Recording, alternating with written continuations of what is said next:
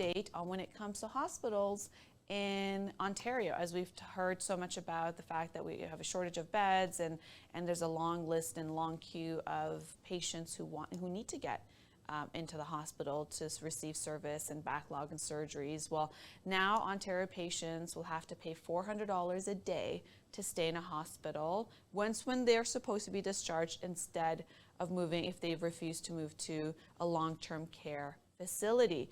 Now, the Ontario government says that hospital patients who are waiting for a space in long-term care homes can be moved to other locations that are not their choice, up to 150 kilometers away, or be billed $400 per day if they refuse to leave the hospital bed. Now, Bill 7, also known as More Beds, Better Care Act, allows the temporary transfer of seniors in hospitals.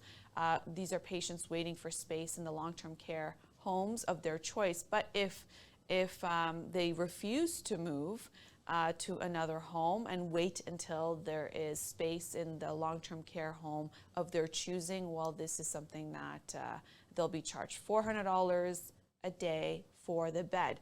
Now, it's supposed to, and it actually did receive royal assent at the end of August. This is something that now the hospitals have access to use.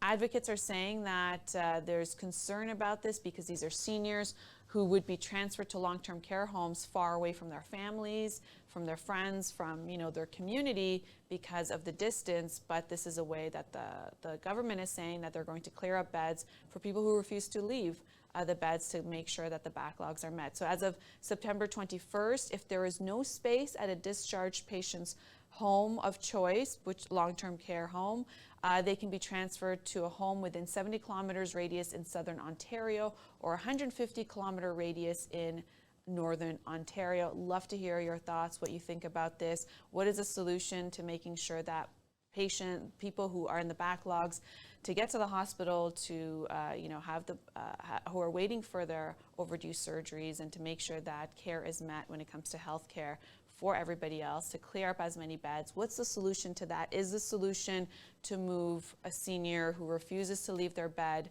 to a long-term care facility that is so much further away from their family, their friends, their community?